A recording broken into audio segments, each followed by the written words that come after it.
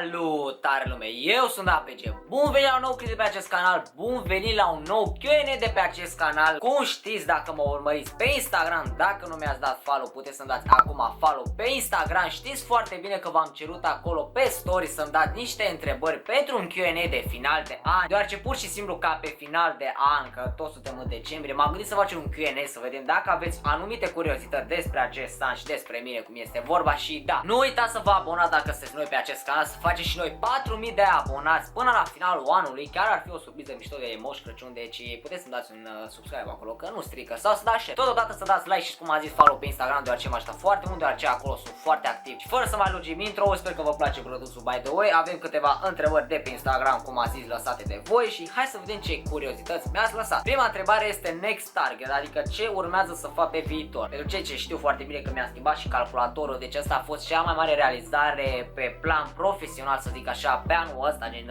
pe partea de YouTube. Chiar a fost o mega huge update, gen este un glow up comparativ cu ce aveam cândva. Personal este foarte bine că mi-am pus și eu upgrade la calculator și chiar este binevenit. Ca next target să vedem așa ce ar fi să schimb, să dau upgrade. Păi, în teorie, ce aș vrea eu să fac, dar e mai mult pe viitor, să-mi schimb și eu aparatul foto. Pentru moment poate nu știați, am un Sony A5000 și vreau să-mi iau Sony A6400, doar că e cam costisitor pentru moment. În momentul de față, da, am luat un calculator, să mai dau și bani, atâția bani pe o cameră, gen o cameră care e cam atâta, nu prea merge în momentul de față. O să fie și pe viitor, să-mi dau și un upgrade la camera foto-video, că poate trece și noi la 4K, că na, camera aceea suportă 4K, asta suportă doar Full HD, dar ca update, mă rog, upgrade pe viitor, ce vreau așa mai, cum să zic eu, mai recente, să-mi cumpăr și un webcam, să-mi cumpăr și o periferice și cam atât am în mare parte ca materie de upgrade pentru canal, gen să investesc, pentru că doar asta este, să schimb camera foto, gen aia este main-ul acum pe viitor, dar mai este de așteptat. Cea mai mare realizare pe 2020, păi, cum am zis mai înainte, calculatorul este cel mai huge update avut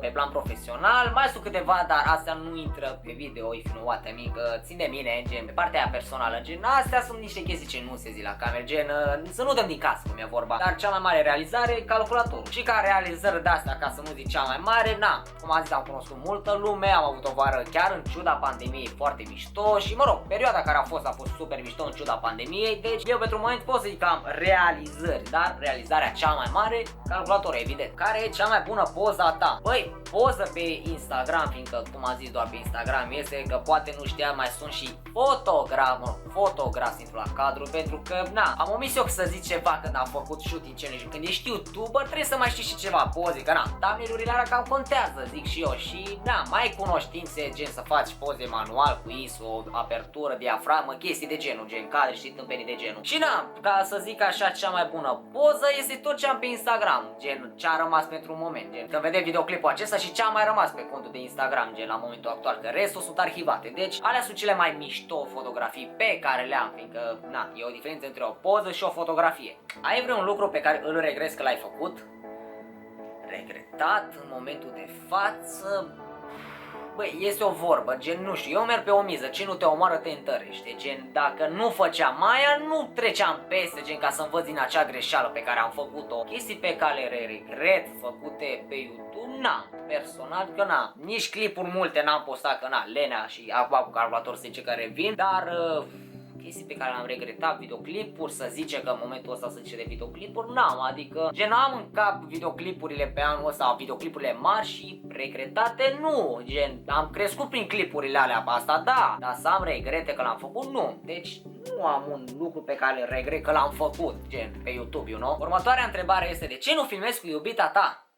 Până să ajunge la subiectul principal, adică răspunsul final, o să zic acum de ce. Am să deviz nițel ca să explic mai bine zis, ca să nu dau răspunsul direct și să ziceți că n-am răspuns concret. Băi, am să vă spun mai întâi de ce nu o să filmez sau de ce n-am filmat în momentul de față cu iubita, dacă vreți așa. În primul rând, asta pe plan sentimental, gen cu persoana iubită și chestiile de gen, nu prea să zic la cameră, gen asta le țin doar pentru tine, gen private only sau close friends, gen în cazul unor prieteni să afle, gen nu sunt chestii ce se zic la cameră, gen nu văd rostul să filmezi slash afișezi cu persoana respectivă, de tipa respectivă, persoana pe care o iubești, în cazul meu. Și pur și simplu nu văd rostul să filmez chestii de genul și de filmat pe viitor, pentru că nu se zic din start, cum să vă zic eu, poate m-am bâlbâit sau măcar să mă rectific ca că m-am bâlbâit. Gen asta să-ți faci relația publică necesită timp, adică nu merge să-ți faci relația publică, gen lumea să știe din prima zi. Sau hai să zice din primele săptămâni, pentru că abia v-ați combinat, să zice că v-ați combinat și nu merge, gen o să mai fiu conflicte, gen să vă adaptați, nu știu cum să zic eu altfel, adică să vedeți că vă meritați unul pe altul și dacă este să vă despărțiți, ce faceți? Rămâneți așa în aer, adică clipurile rămân și lumea poate încă tinde că mai sunteți și nu prea merge chestia asta. Și chestia asta necesită timp după mine, adică să-ți faci o relație publică, nu știu, necesită ceva timp când este momentul, nu știu, nu dau acum ca virgulă timp, nu știu, gen majoritatea le fac după un an sau nu știu, după primele luni, ca să zic așa, gen când deja merge în continuare bine, gen se vede că e ceva de rostul vostru. Dar pentru un moment nu o să apară sună persoana respectivă, rămâne pentru mine că, cum am zis, eu beneficiez de ea, nu restul de persoane și nu zic de voi în mare parte, pentru că e treaba mea, gen acolo este ștoul meu, ca să zic așa, acolo mă privește pe mine, dacă înțelegeți ideea. Ce ai vrea să faci în viitorul apropiat? Ce aș vrea să fac în viitorul apropiat este cum am vorba aia cu reafișare, să mă reafișez finally, goddamn pe YouTube, gen, chiar să revin în forță, gen, chiar să prind, pentru că cum să vă zic eu, dacă prinzi nițica aia, 1%, gen, nu neapărat să zic faimă, să prinzi la public, după asta o să fie ușor să crești, dar aia nițica, 1% pe care trebuie să-l prinzi este necesar. După asta vine totul de la sine, dar trebuie să depui muncă. Ceea ce, cum să vă zic eu, vă zic personal, pe mine mă moară lenea. N-am ce să mint aici. Cum să vă zic eu, aveam eu o stare acum câteva seri, mă rog, acum câteva săptămâni mai bine zis. Băi, te vă zic sincer, pe mine mă ia cheful de filmat, mă, pe la ore de alea 1 dimineața, 2 dimineața. Gen, pe atunci mă ia cheful, mamă, vreau să filmez, am acum productivitatea. Asta vreau să zic. În timpul zilei ghișe, sunt ultimul lene și hai să zicem exclus ore online, mă joc CSGO. Forță. Dar revenind înapoi la subiectul nostru, pe viitorul apropiat, cum am zis, să mă afișez pe YouTube, să mă reafișez pe YouTube, gen să prind înapoi și eu bine la public, cum prindeam cândva, doar că acum chiar nu mai am scuze, doar lenea acum am cea mai bună scuză, gen, nu că am inspirație, că na, hai să zicem că poate și inspirația este o problemă, dar aia e lenea. Pentru că nu vreau eu să filmez. Pe viitor se cere să filmez înapoi, să revin și eu o forță pe YouTube. Deci asta ține de mine și de voi totodată, gen modul în care voi mă evaluați, ca să zic așa. Fiindcă fiecare like și fiecare comentariu pozitiv mă motivează, asta vreau să zic eu. Dar pe plan profesional ce vreau să fac pe viitor este să mă afișez pe YouTube și nu știu, eventual, gen să muncesc, muncă silită, fiindcă nu fac bani din YouTube, să mă... neapărat să mă întrețin și eu, să investesc și eu, să am și eu banii mei de buzunar, să investesc în pasiunile mele. Și ultima întrebare care vine de la Mironică, ca orice român o să te întreb ce îți dorești să faci de anul nou, ce o să faci 100% și ce nu o să faci 100%. Păi aici n-am înțeles dacă sunt două întrebări sau trei întrebări, gen ce îți dorești să faci, ce o să faci 100% și ce nu o să faci 100%. Dar hai să zicem ce o să faci 100% și ce nu o să faci 100%. Ce nu o să fac este să mă azi YouTube pentru haterii mei dragi, dar ce o să faci 100%, gen asta, gen e chiar nevoie. M-am zis mai înainte, chiar la întrebarea anterioară, să postăm și ce o să fac, nu știu, să cresc calitatea, gen chiar să am un glow up și în calitatea aia, gen, nu neapărat să zic eu, materialul video, gen, în fiecare videoclip să fie ceva mult mai bun față de videoclipul anterior, gen, să fie o creștere, să se vadă cum ar fi un update și în mare parte cam atâta, gen, nu știu ce pot să zic eu ce o să fac încă în mare parte, fiindcă asta este, vreau să mă apuc de gaming, deci eu vă zic de pe acum, pregătiți-vă că urmează PUBG Mobile Road to Glory în forță cum se cere. Chiar m-am gândit zilele anterioare, gen, să fac și colaborări, gen, cu persoane care sunt chiar în comunitatea de PUBG Mobile, deci chiar m-am gândit să facem și o colaborare, să facem și colaborări, fiindcă na, cum am zis, crește reciproc și chiar prinde bine la public, să fie și videoclipuri de genul, gen colaborări și nu știu, vloguri mult mai mișto, mult mai fresh, toate alea care, alea mă rog, o să vină mai spre primăvară-vară, că acum